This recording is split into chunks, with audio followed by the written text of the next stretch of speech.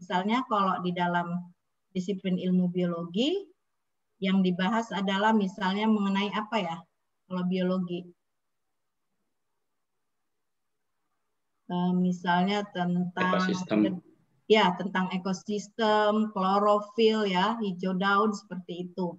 Nah, Reproduksi. ya. Saya jadi lupa pelajaran SMA ya. Kira-kira gitu ya, Pak. Nah, tentunya Bu Hesti berpikir apakah saya akan menyajikan yang saya tulis ini bentuk penyajiannya dalam bentuk apa? Apakah bentuk buku? Apakah bentuk audiovisual? Nah, kira-kira seperti itu konsep dokumen atau konsep subjek dari tujuan si penulis. Nah, inilah Bapak Ibu harus identifikasi. Kira-kira disiplin ilmu apa yang dikuasainya oleh penulis tersebut. Nah, setelah Bapak Ibu mengetahui ini, baik akan kita bahas apa sih disiplin ilmu tersebut. Nah, yang kedua adalah jenis subjeknya ya Bapak Ibu. Nah, di sini nanti Bapak Ibu akan mengetahui apakah subjeknya subjek dasar dalam penulisan buku tersebut, apakah subjek yang sederhana, subjek majemuk, dan subjek kompleks. Jadi, konsep subjek dari tersebut dibagi atas dua, yaitu konsep subjek dan jenis subjek ya. Jadi Bapak Ibu disinilah dua besar yang akan Bapak Ibu identifikasi dalam satu buah bahan pustaka. Nah, semakin kompleks subjeknya, maka notasi klasifikasinya semakin panjang ya Bapak Ibu. Ya. Jadi kita lanjutkan. Nah, konsep subjek jadi terdiri dari atas tiga ya Bapak Ibu, disiplin ilmu, fenomena, dan bentuk. Nah, disiplin ilmu itu adalah kajian bidang ilmu pengetahuan yang mempunyai objek, sistem, serta metodologi. Nah, disiplin ilmu dibedakan atas dua. Yang pertama adalah disiplin fundamental. Di sini adalah bagian utama dari ilmu pengetahuan.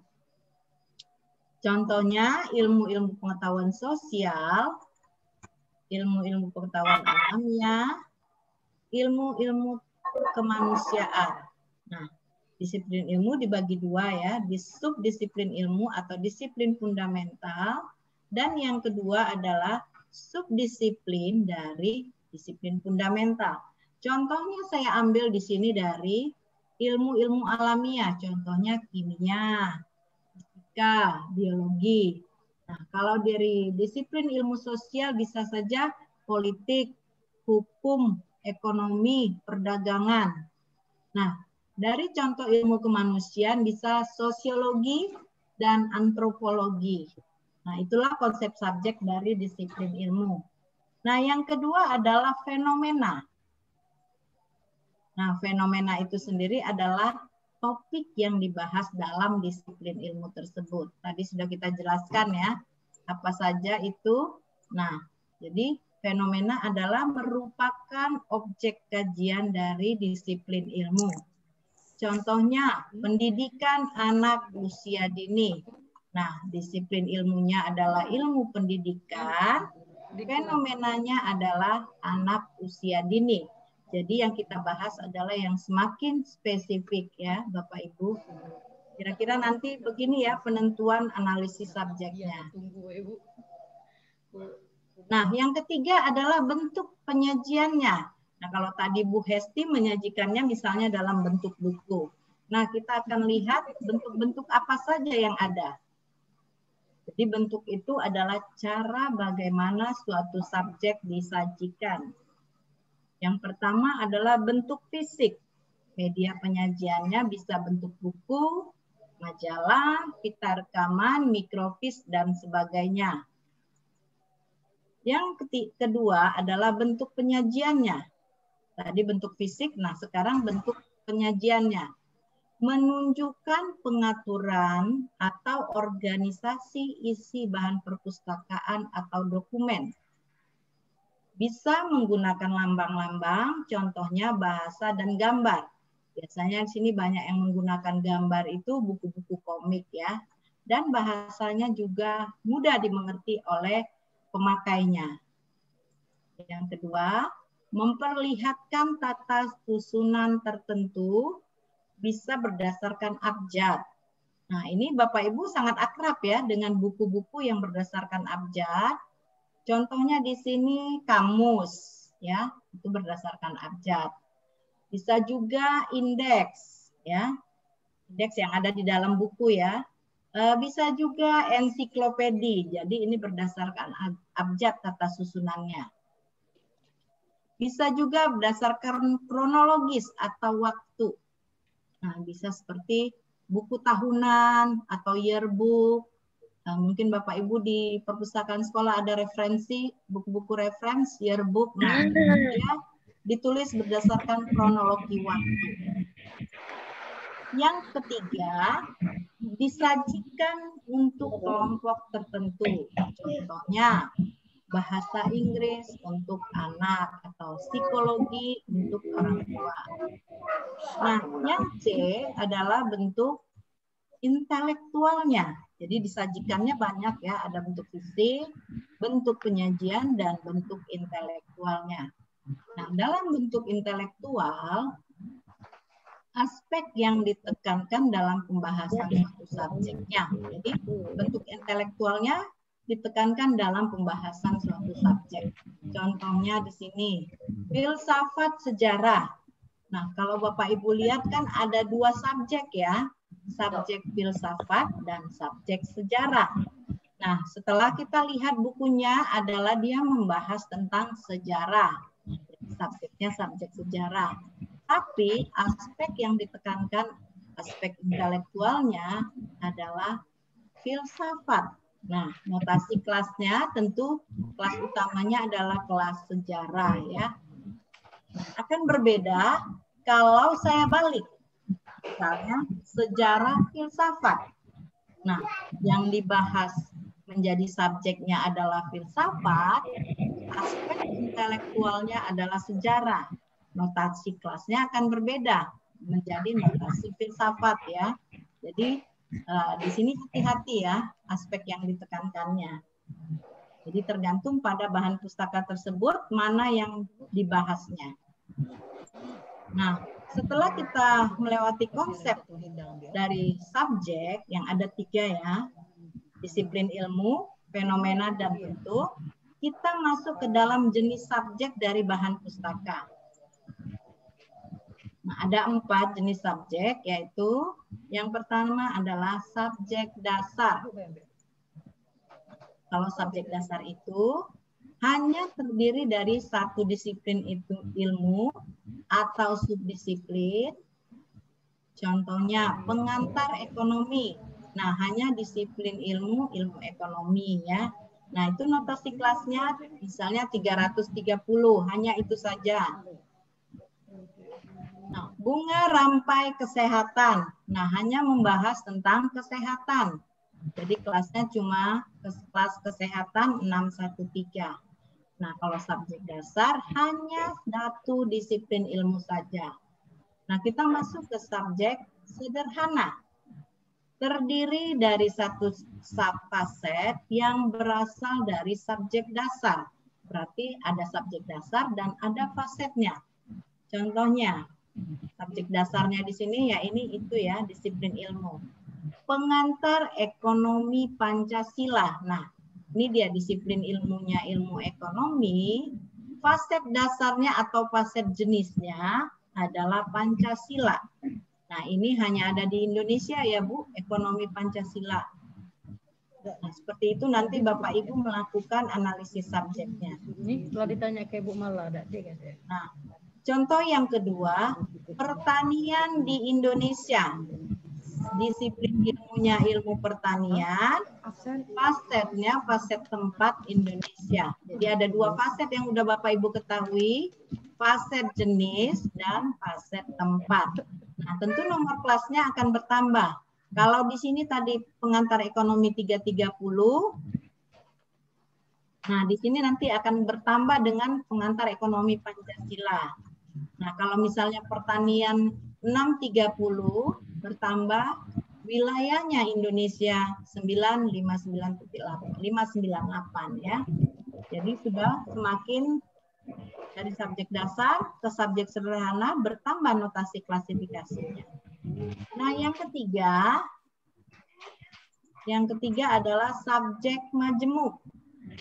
Terdiri dari satu subjek dasar disertai fokus dari 2 atau lebih faset. Jadi lebih majemuk lagi dari subjek yang sederhana tadi. Saya ambil contohnya di sini, hukum adat di Indonesia. Disiplin ilmunya ilmu hukum, fasetnya, faset jenisnya, jenis hukum adat, faset tempatnya di Indonesia. Jadi ada hukum 340 tambah hukum adat tambah Indonesia. Notasi kelasnya juga berbeda ya, bukan hanya 340 lagi untuk hukum. Nah, inilah untuk subjek majemuk. Nah, yang terakhir adalah subjek kompleks. Ini semakin kompleks notasi klasifikasinya.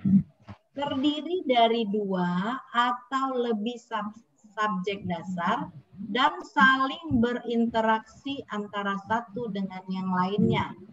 Contohnya, pengaruh agama Hindu terhadap agama Islam.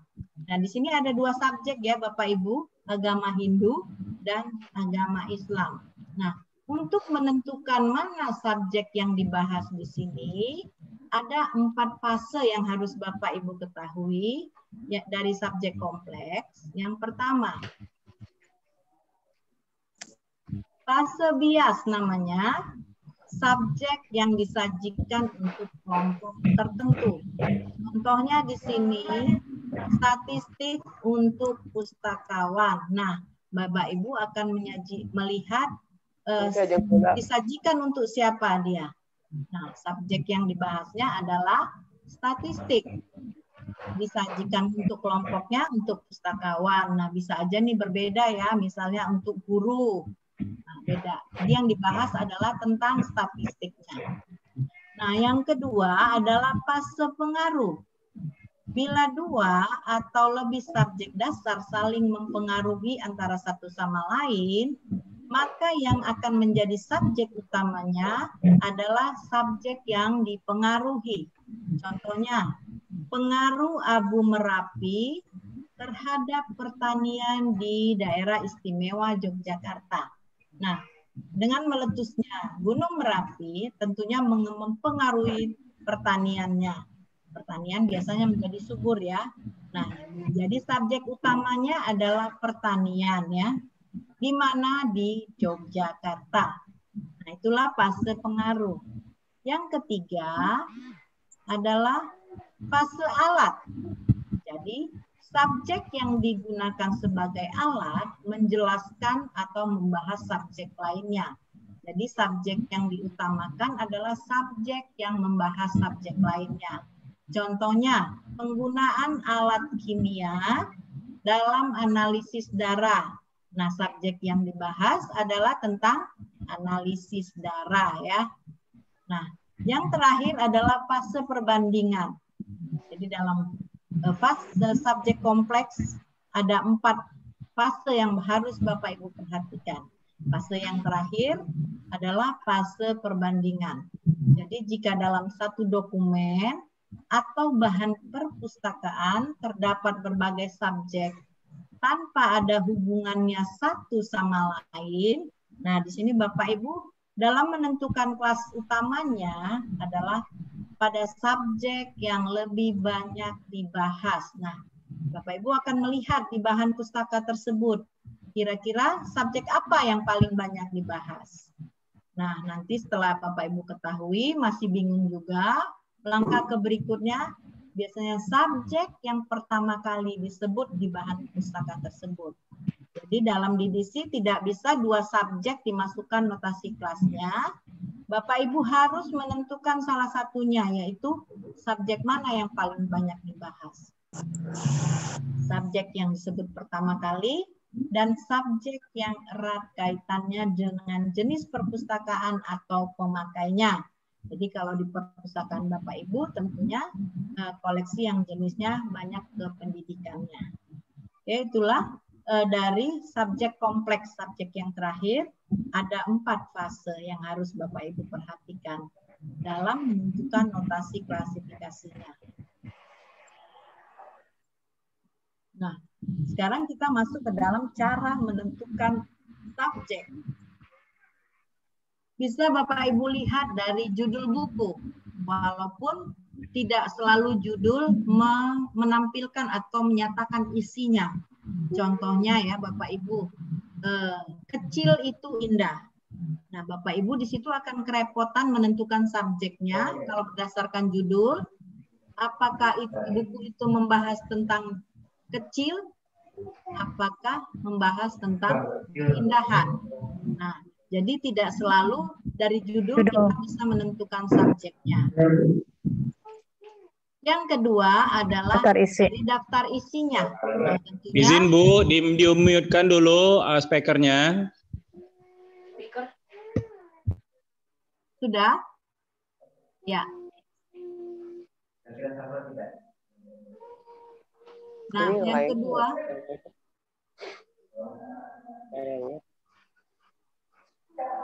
Ya, Bapak izin, mungkin Bu Teti, Bapak speakernya mohon di-unmute. Ya, biar Bu Teti. Teti bulu sana. Oh iya.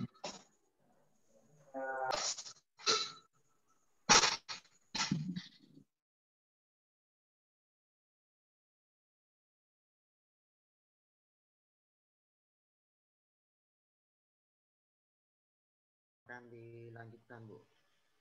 Ya. Yang kedua, Bapak Ibu bisa lihat dari daftar isinya.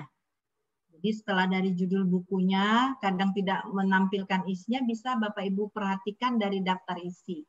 Tentunya di situ mencerminkan apa yang dibahas di buku tersebut. Nah, yang ketiga bisa dilihat dari daftar bibliografinya. Itu biasanya ada di halaman belakang buku yang Bapak Ibu miliki ya.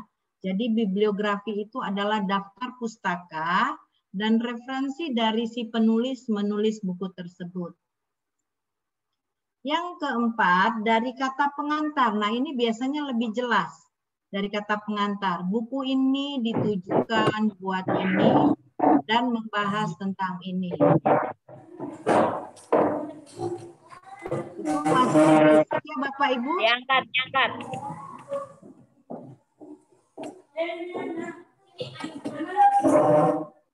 Bu Mila mohon di-unmute. Ya. Baik, kita lanjut lagi. Setelah dari kata pengantar, baca isinya. Kalau masih kesulitan menentukan subjeknya, Bapak Ibu bisa baca isi, tapi bukan secara penuh ya. Karena Bapak Ibu baca secara keseluruhan, satu hari tidak bisa satu buku Bapak Ibu melakukan klasifikasi ya berdasarkan subjek. Jadi baca isinya sebagian saja. Biasanya itu sudah kelihatan buku itu membahas tentang apa. Kalau masih bingung juga, Bapak Ibu bisa buka tinjauan atau resensi bukunya membahas tentang apa. Nah, kalau masih bingung juga, Bapak Ibu bisa tanyakan subjek spesialis. Nah, kalau di perpustakaan sekolah, subjek spesialis ini banyak ya Bapak Ibu. Banyak bisa yang ditanyakan dari guru-guru yang spesialis keilmuannya, misalnya guru fisika, guru kimia, guru biologi, guru bahasa Indonesia, dan lain-lain. Kalau ada subjek yang berhubungan dengan disiplin ilmu dari ya bahan pustaka tersebut. Nah, inilah langkah-langkah cara menentukan subjek ya Bapak Ibu. Nah, inilah hal yang paling penting dalam melakukan notasi klasifikasi, yaitu menentukan subjeknya. Nah, setelah Bapak Ibu melakukan langkah-langkah tersebut, maka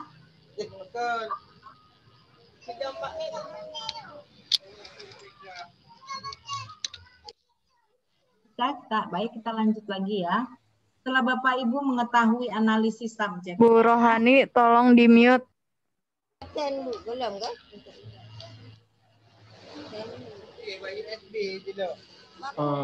Bapak dan Ibu peserta, kami dari PTN untuk di-mute ya, untuk kelancaran kita bersama Bapak Ibu.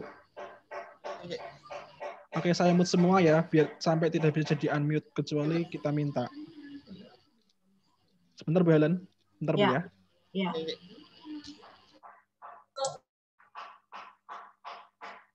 Nah, Bu Helen silakan di-unmute sendiri, tidak saya izinkan. Nah, setelah Bapak Ibu mendapatkan analisis subjeknya, tentunya itu akan diterjemahkan ke dalam kata-kata ya, atau bahasa subjek.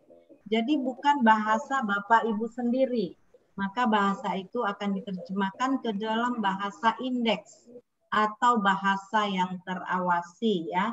Nah, bahasa indeks yang harus Bapak Ibu miliki adalah daftar tajuk subjek. Nah, Bapak Ibu bisa unduh ini daftar tajuk subjek di webnya Perpustakaan Nasional ya, di Pusat Pengembangan dan Pengolahan Bahan Pustaka. Ya, jadi Bapak Ibu bisa unduh ini daftar tajuk subjek untuk perpustakaan. Nah, yang kedua bisa lihat dari thesaurus atau kamus ya. Ini kamus istilah atau ada juga bisa kamus sinonim ya, yang bahasa-bahasa ya indeks. Nah, yang ketiga adalah skema klasifikasi desimal Dewey.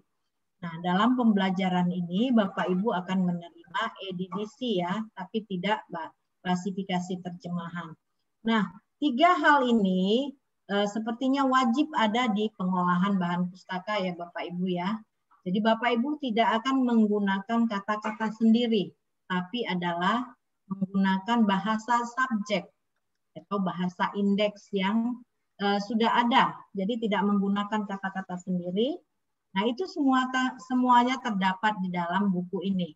Yang pertama adalah daftar tajuk subjek, yang kedua adalah skema klasifikasi desimal Dewey. Nah, kita masuk kepada skema klasifikasi yang terkenal yang Bapak Ibu juga akan ketahui, yaitu skema klasifikasi Dewey Decimal atau Dewey Decimal Classification. Nah, ini yang akan kita gunakan dalam melakukan notasi klasifikasi bahan pustaka kita. Yang kedua ada colon classification, ada universal decimal classification, ada Library of Congress classification, dan ada subject classification. Inilah klasifikasi yang terkenal yang digunakan di seluruh Indonesia. Dan kita menggunakan Dewey Decimal Classification. Siapa Dewey? Nah, apa itu Dewey? Jadi Dewey disusun oleh Melville Dewey, lahir tahun 1851, meninggal tahun 1931. Edisi pertamanya terbit tahun 1876. Bapak Ibu bayangkan ya, tahun 1876 Melville Dewey sudah menyusun alat temu kembali informasi atau bahan pustaka yang ada di perpustakaan tersebut agar cepat ditemukan kembali oleh pengguna perpustakaannya. Nah, tahun 1876 terbit edisi pertama, hingga sekarang terbit edisi 23. Jadi Bapak Ibu bayangkan rentang waktu yang kita gunakan ya, 1876 sampai 2011, kita tetap menggunakan Dewey karena selalu up to date disesuaikan dengan perkembangan ilmu pengetahuan. Nah, Melville Dewey adalah seorang pustakawan di Amherst College, Massachusetts ya.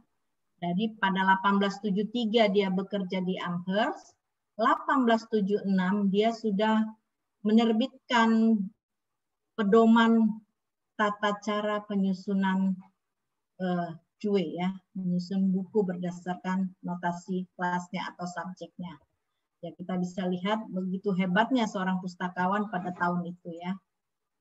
Nah, di edisi pertama berjudul A Classification and Subject Index for Cataloging and Arranging the Books and Pamphlets of Library.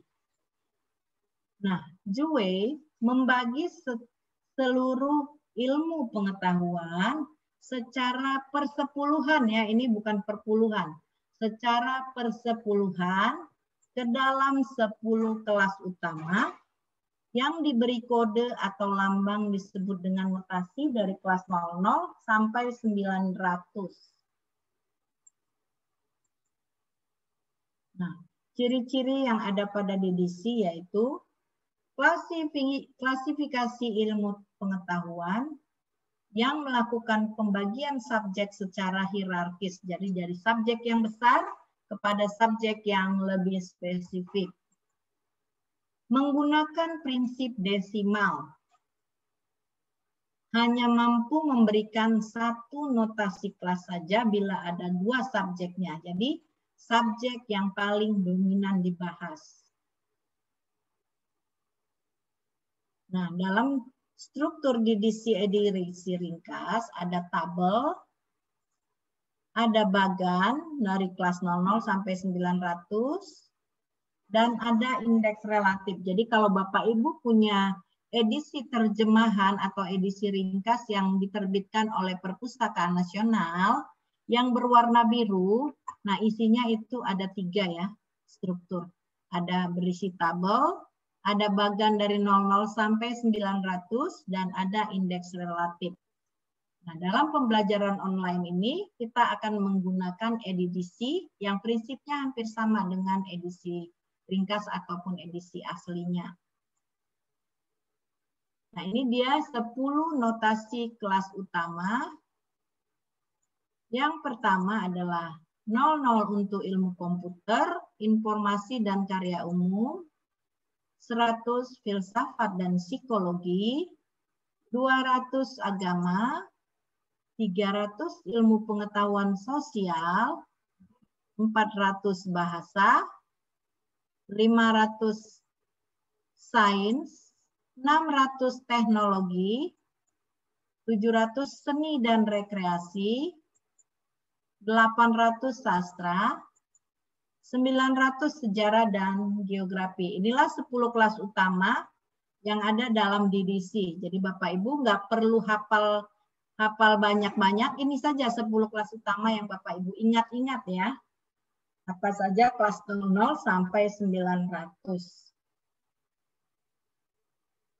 Nah, dari 10 kelas utama ini, masing-masing kelas, berarti kelas 00, 100, 200, sampai 900 dibagi lagi menjadi 10.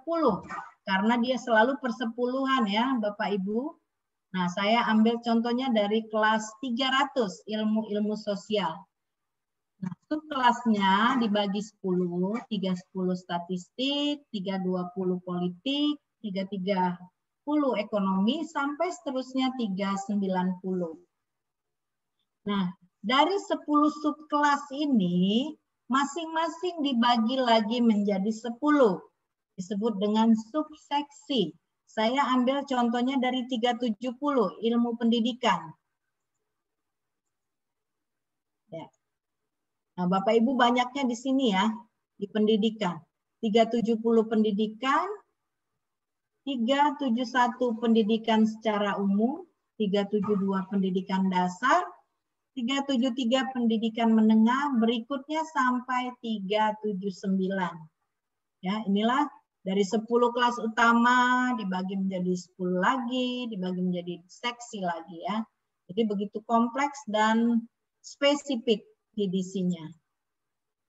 Nah, ada lagi di dalam buku tersebut ada alat bantu indeks relatif. Jadi Bapak Ibu akan mencari notasi klasifikasi lewat indeks relatif. Apa itu indeks relatif? Indeks relatif adalah daftar istilah yang disusun secara alfabetis. Istilah tersebut mengacu ke nomor kelas yang terdapat di dalam bagan. Nah, Bapak Ibu untuk menentukan notasi suatu subjek, Bapak Ibu akan mencarinya lewat indeks relatif ya. Nah, dari indeks relatif, Bapak Ibu ada referensi notasi kelas yang Bapak Ibu akan rujuk di bagan. Bagan itu kelas 00 sampai 900. Nah, di dalam indeks relatif, didaftar sinonim untuk istilah dan hubungannya dengan subjek lainnya. Jadi Bapak Ibu tidak membuat subjek sendiri, tapi mencari subjeknya lewat indeks relatif ya.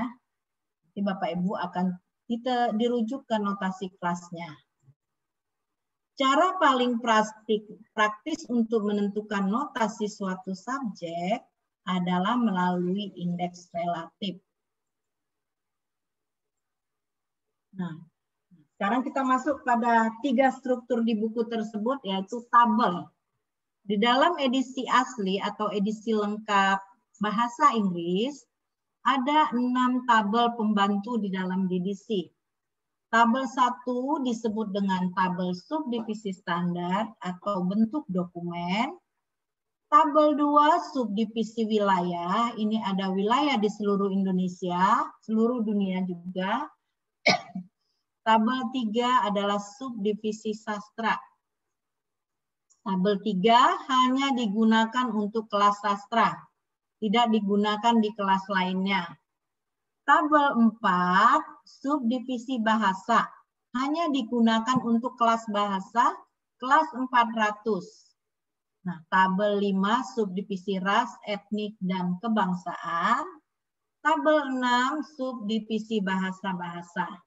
Nah, kalau untuk di buku edisi terjemahan DDC, hanya saja tabel 1 sampai tabel 4. Tapi saya perkenalkan sampai tabel 6. Itulah struktur DDC yang ada di buku edisi terjemahan Bapak Ibu. Nah, menentukan notasi klasifikasi secara cepat dan tepat. Yang pertama yang Bapak Ibu lakukan adalah tentukan kelasnya pada subjeknya, kemudian bentuknya. Contohnya di sini Kamus Ilmu Hukum. Nah, di sini kita akan melakukan analisis subjek. Kira-kira disiplin ilmunya ilmu apa? Nah, analisis subjeknya atau AS, disiplin ilmunya ilmu hukum, bentuk penyajiannya dalam bentuk kamus. Nah, kan Bapak Ibu belum hafal ya, ilmu hukum itu kelasnya berapa. Nah, Bapak Ibu perlu alat bantu namanya indeks relatif. Nah, Bapak Ibu mencari di indeks relatif. Nih. Nah, di indeks relatif, hukum itu dirujuk ke nomor 340. Nah, dari rujukan ini, Bapak Ibu akan membukanya di bagan. Apakah benar ilmu hukum itu ada di kelas 340? Nah, karena setelah kita buka, 340 benar ilmu hukum, tapi tidak ada di situ kamusnya, maka kita perlu alat bantu tabel 1. Tabel bentuk, yaitu kamus, ada di strip 03. Nah, bagan, yang ini bagan, sudah sesuai dengan yang ada di indeks. Maka kita buatkan notasi kelasnya menjadi seperti ini. Untuk Kamus Ilmu Hukum, 340.03. Ya, begitu ya Bapak Ibu melakukan analisis subjeknya di bahan pustaka yang Bapak Ibu miliki. Nah, pemakaian tabel 1 ada banyak ya cara penggunaannya. Bila tidak ada perintah atau instruksi, maka rumusnya gunakan notasi kelas, langsung tambahkan tabel 1-nya. Contohnya di sini majalah masakan. Nah, subjeknya adalah tentang masakan. Notasi kelasnya 641.5. Majalah ada di tabel 1 strip 05. Menjadi notasi kelasnya 641.505. Nah, ada lagi cara penggunaan tabel 1 bila terdaftar di dalam bagan. Nah, ini hanya untuk kelas 100 ya, dia sudah lengkap ada di bagannya. Contohnya Kamus Ilmu Filsafat. Filsafat itu 100, Kamus strip 03. Nah, karena di dalam bagannya sudah lengkap tertulis, ditulislah notasi kelasnya menjadi 103. Itu cara penggunaan tabel 1. Sama halnya dengan cara penggunaan tabel berikutnya. Nah, Bapak Ibu, kita akan praktek bagaimana menggunakan DDC elektronik ya Bapak Ibu. Nah, materi ini akan saya stop share. Saya akan buka e-DDC-nya. Saya akan buka e-DDC yang akan kita pergunakan pada pembelajaran ini.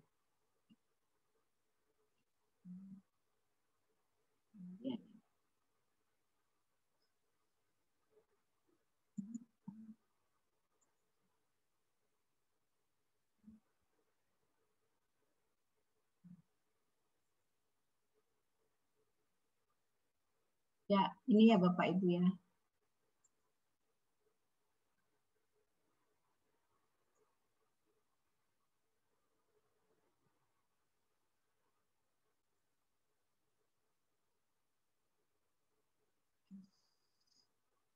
Sebentar ya Bapak Ibu, saya akan e-DDC-nya.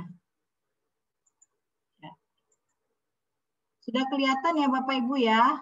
Nah, cara membuka e-DDC-nya tinggal klik-klik. Nih tanda Bapak Ibu centang I accept, next. Passwordnya jangan lupa damai. Next. Next sampai finish ya.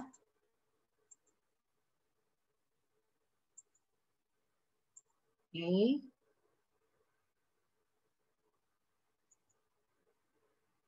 Ya belum mau ya, kenapa ya?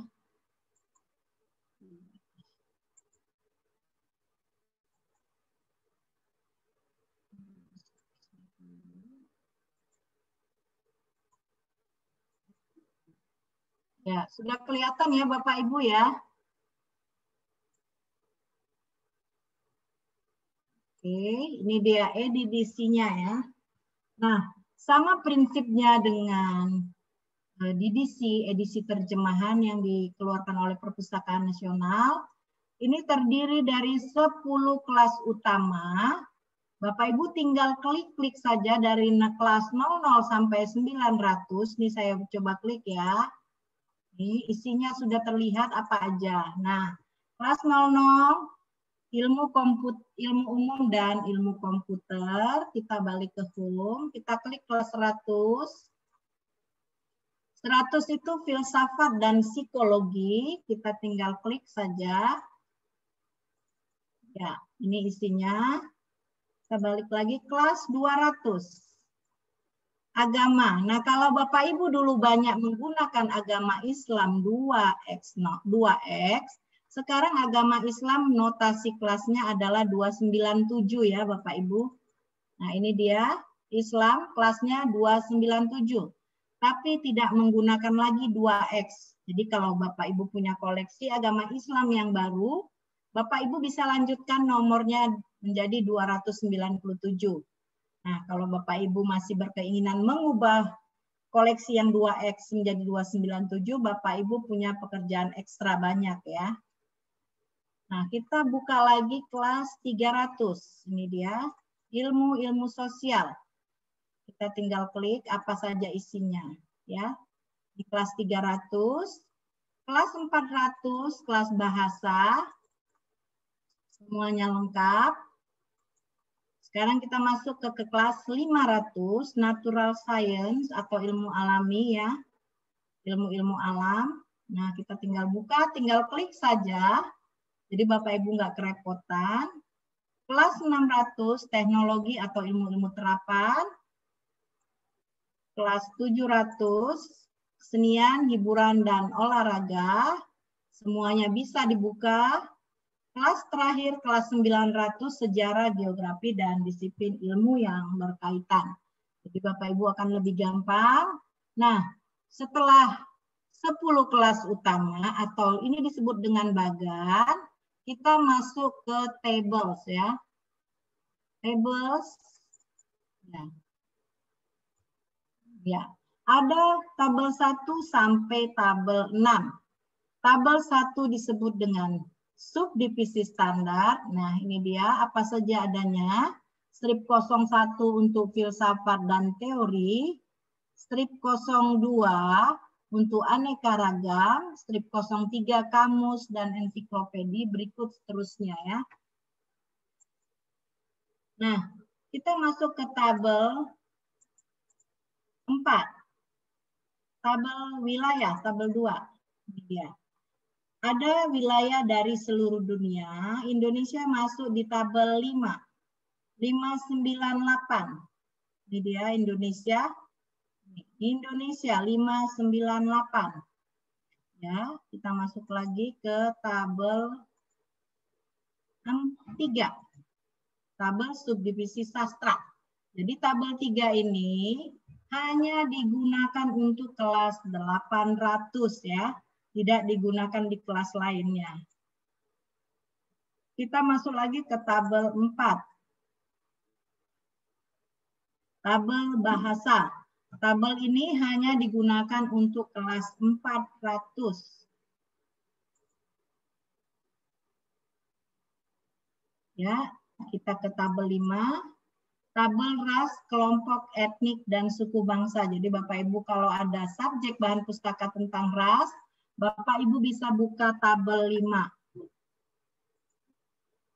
Nah, berikutnya tabel yang terakhir adalah tabel subbahasa ya. Ada bahasa Indonesia, Inggris, Jerman, dan berikutnya. Nah, inilah penggunaan tabelnya. Nah, kita coba menggunakan indeksnya. Kita akan buka subjeknya, misalnya pendidikan. Kita akan lihat dia merujuk ke kelas berapa. Nah, pendidikan kita buka. Nah, semua subjek pendidikan akan ditandai dengan warna biru.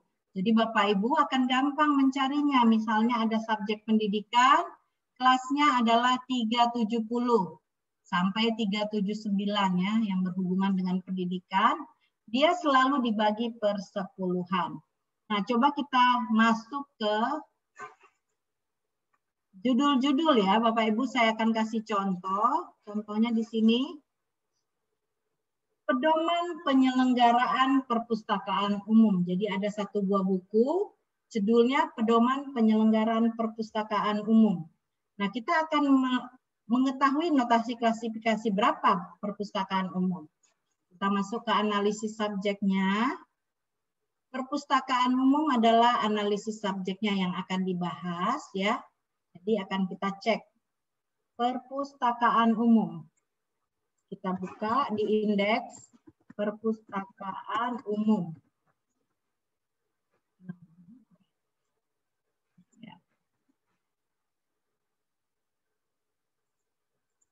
Nah, semua yang judulnya perpustakaan, subjeknya akan keluar. Coba kita cek ya, perpustakaan umum ada di mana. Ini dia. 025.4 klasifikasi umum, bukan. Bukan. Nah, ternyata ada di 027.4. Perpustakaan publik, perpustakaan umum, atau taman bacaan rakyat.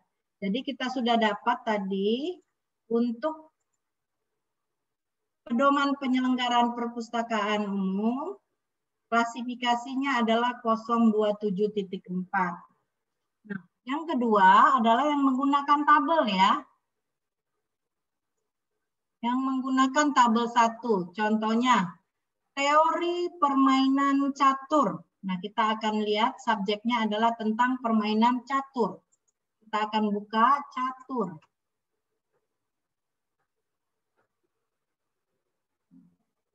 Nanti subjeknya akan keluar. Ditandai atau di blok warna biru. Nah, ini dia. Catur. Kelaskan di sini strategi dan taktik permainan catur. Kelasnya 794.1.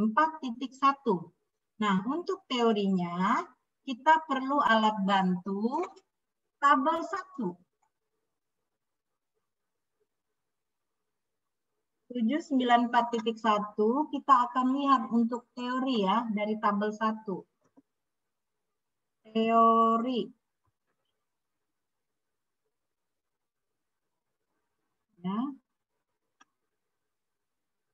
tabel 1. Tabel 1.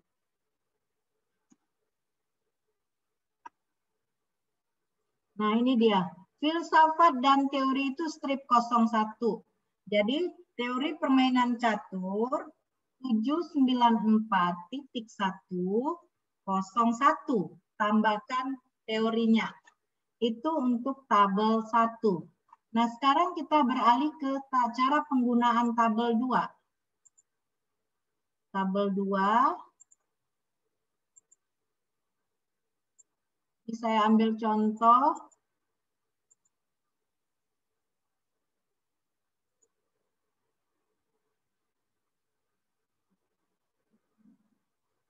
Partai politik di Mesir. Nah, wilayahnya adalah Mesir. Nah, kita coba cek ya. Subjeknya yang dibahas adalah tentang partai politik.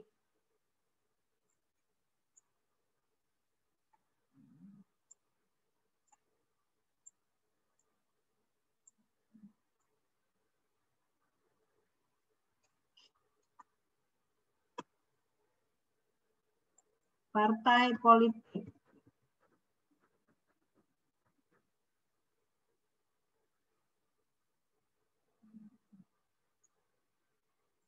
Kita akan buka. Nah, semua yang berhubungan dengan politik akan ditandai berwarna biru.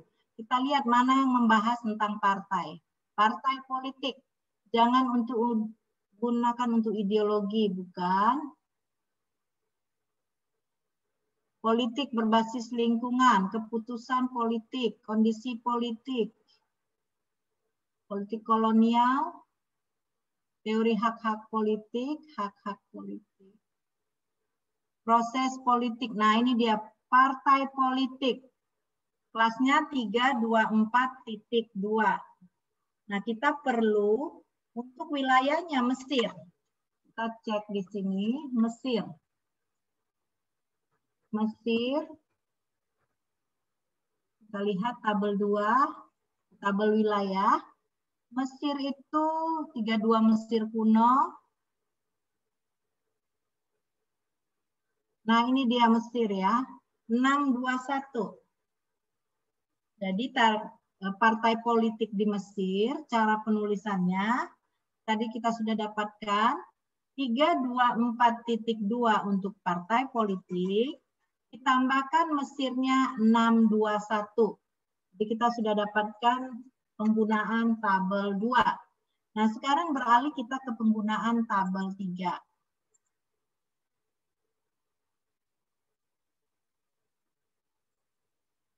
Puisi Belanda. Nah, kita akan buka, subjeknya adalah tentang puisi Belanda. Kita buka di sini, di edisinya, puisi Belanda. Puisi Belanda.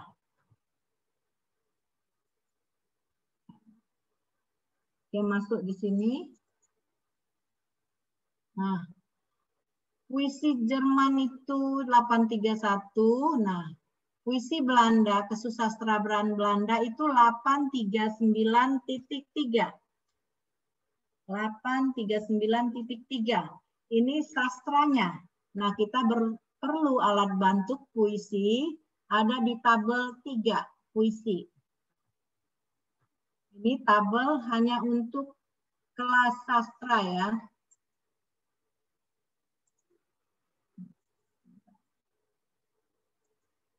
Puisi. Bu Helen? Ya. Ini sampai jam berapa Bu kira-kira? Butuh waktunya? Ini udah mau selesai, nanti satu contoh lagi ya. Oke, siap Bu. Ya, ya. Ini Ya. tabel 3, nanti tabel yang terakhir ya, tabel 4. Nah, puisi itu ada di strip 1. Nah, Bapak Ibu sudah dapatkan ya. Puisi Belanda, notasi kelasnya 83931, tambahkan puisinya ya. Nah, contoh kita yang terakhir adalah penggunaan tabel 4. Saya akan lihat tabel 4.